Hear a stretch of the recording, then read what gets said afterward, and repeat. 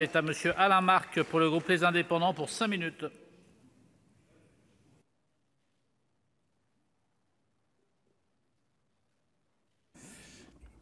Monsieur le Président, Madame la Ministre, chers collègues de la Commission des lois, mes chers collègues. Depuis le 1er mars 2015, Saint-Martin dispose d'un code de l'urbanisme qui lui est propre, même s'il emprunte largement aux dispositions du code de l'urbanisme en vigueur en métropole. Ce code de l'urbanisme définit les règles applicables à Saint-Martin en matière de plan local d'urbanisme, d'aménagement urbain ou de lotissement. Il subordonne la réalisation de certaines opérations à l'obtention d'un permis de construire, d'aménager ou de démolir, ou à des déclarations préalables. Il précise les règles applicables en cas de contentieux.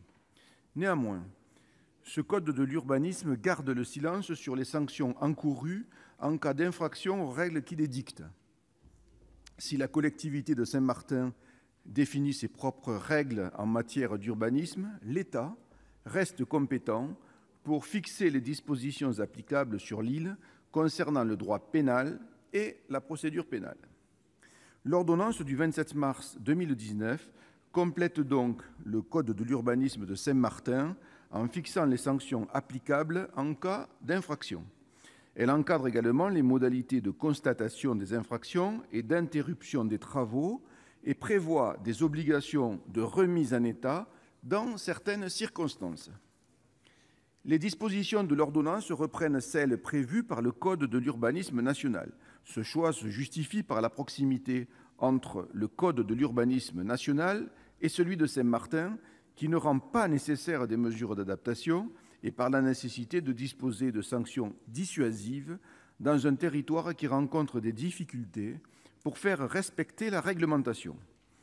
En effet, le passage de l'ouragan Irma en 2017 a mis en lumière la fragilité de certaines constructions et la vulnérabilité de zones côtières face au risque de submersion.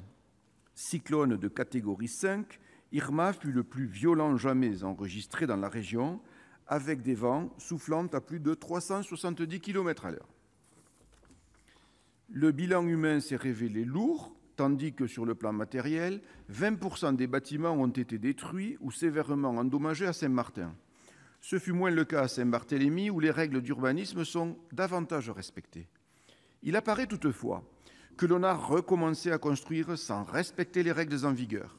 Cette situation n'est pas acceptable, d'autant plus que le phénomène cyclonique est appelé, hélas, à se répéter.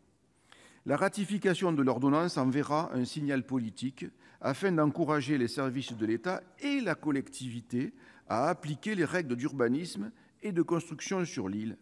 Aussi, approuvant l'objectif de ce projet de loi visant à ratifier l'ordonnance du 27 mars 2019, les membres du groupe Les Indépendants le voteront à l'unanimité. Merci, chers collègues.